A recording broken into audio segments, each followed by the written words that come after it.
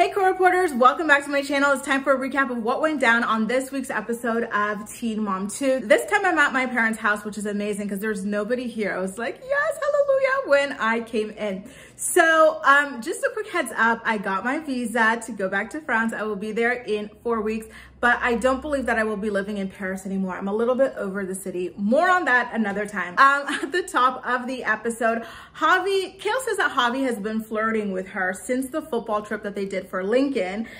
So she invited him over to see the house, and you know, she takes her usual position on the kitchen counter and gives Javi a tour, and Javi just kept making these corny little like comments about like, oh, like my name's on the house, oh, the bedroom, my room, like just all these corny little things, and I just kept rolling my eyes. Meanwhile, in Florida, deadbeat Lewis has been calling Stella about 2 times a week consistently, but we all know that he falls off after a while when he gets bored. Then we also find out that her sister Nova has been failing a little bit in school, particularly in math. And I have to say how embarrassing it must be to be scolded about your grades like on television in front of the world. Like young me would never be able to handle it. I cannot. You know, when I was failing in math, what I did was the teacher told me she was going to call the house, and I disconnected the house phones so that she would not be able to call the house. So Brianna says that she's going to pull Nova out of gymnastics and replace that with 2 tutoring sessions per week, and then she can go back to gymnastics whenever she's doing better at math, which I thought was quite fair, and I also thought was quite lucky for Nova to be able to get into tutoring, because that way she will be back up to speed in no time. A couple states over, Jalen prepares breakfast for the girls, so you know that he has been regularly sleeping in that house, you know, and again, this is about 4 months into dating Leah. I will never let this go because it is so appalling. He's also met both Corey and Jeremy, and he tells Leah that he is there to like help out with drop-offs and stuff like that and be a positive role models for the girls until they're ready to go out into the world, like as if these girls don't have their own fathers, and as if this man has not only known them for a couple of months. Like red flags are redder than my sweatshirt at this point, and Leah just does not see them because she is just too desperate. Oh, and on top of that, Jalen does his own confessional. A confessional, you guys. This guy loves the spotlight. So he mentions wanting to have kids and getting married to Leah and stuff like that, of course.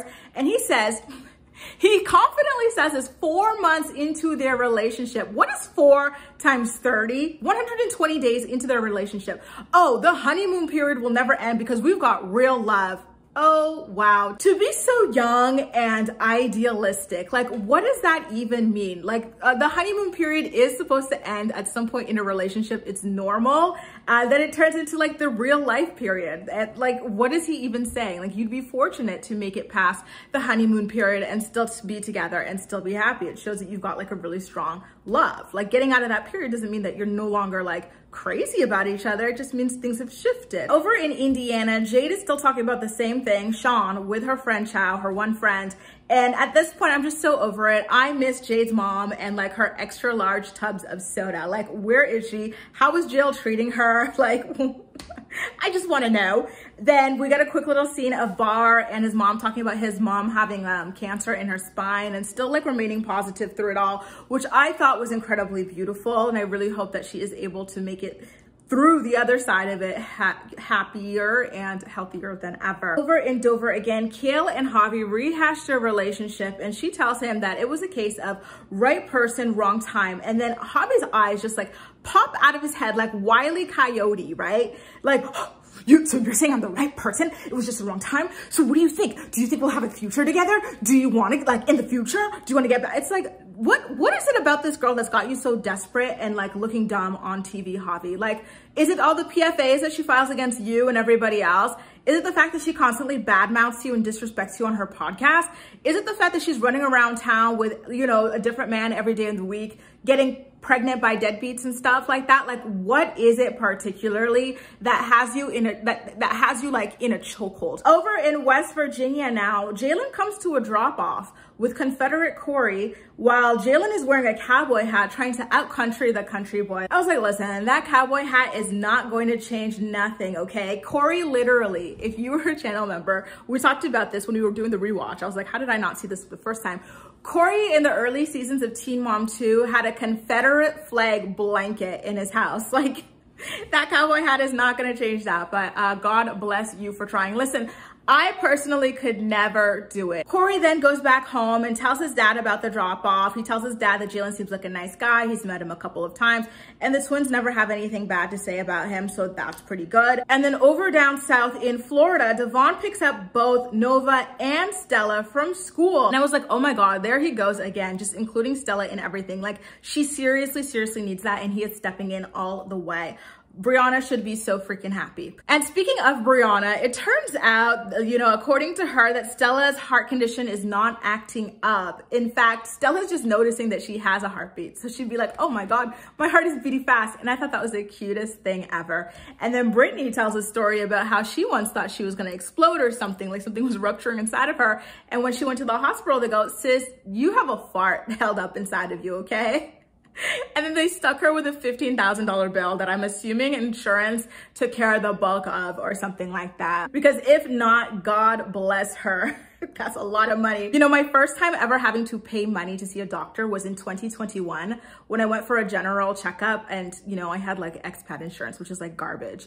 And it was 50 euros for a general checkup. And I had to give the money to the doctor. I was like, this is the weirdest thing, paying a doctor. Meanwhile, in Texas, Sean has a session with his rehab counselor that I could not care any less about. Then we head back over to Florida where Devon has a new house. And it turns out that he was taking Stella and Nova to the new house to show them around. We got to see Nova's room. Nova finally has a room, you guys, in Devon's house, which is amazing. Because if you were watching Family Reunion, then you're aware that Nova never had a bed in Devon's place. It was like a 1-bedroom apartment or something like that. So she was like normally sleeping in the couch and him and his girlfriend were sleeping in the bedroom. You guys know how I feel about that. Listen, when I have friends visiting me in my 1-bedroom apartment, they get the bed and I sleep on the couch. So I cannot imagine having my child sleep on the couch while I sleep on the bed. You know what I mean? It's like, you chose to have that child, so you're the one who should be sacrificing your comfort for your child to sleep comfortably, but I digress. Congratulations to him on the apartment nonetheless. Like, he really is moving on up and I love that for him. Nova wants to add another Gecko to her collection and Devon says, listen, if you get your grades up, especially an A in math, then fine. We will be able to get that for you. And I thought that was a great bet. It's really gonna push her to try to step up her math game. We get a little bit of an update about Victoria's 90-day fiance when she FaceTimes Leah to announce that Royer's visa was approved and they've got to get married in 90 days. And I just gotta say, imagine leaving Costa Rica to go end up in West Virginia. I would be sick. I would be physically ill at the thought of it. God bless him is all I can say. Victoria then asks Leah when Jalen is going to propose to her. And at this point, I believe they've been together for a whopping 5 months. And then Leah gives one of her like usual BS, like empty speeches about how she doesn't need to be married. They're already doing married people things without the paper. Oh, okay. We all know she would be jumping for joy. She probably has a Pinterest board of all of the rings that she likes already prepared and everything. And I know she's doodling her name with Jalen's last name. Victoria kind of like exposed her on that and she tried to save face. But I believe Victoria that Leah likes the way her name sounds, Leah Mobley. Leah goes, no, I'm never changing my last name. Girl, we'll see. Nothing Leah says is ever true, you guys. You cannot take her at face value, okay? So everything she says, believe the opposite of, because she's lying. In the last scene of the episode, the last interesting scene anyway, Brianna invites Lewis and Devon over for dinner. And Devon shows up on time and an hour passes by and Lewis is still not there.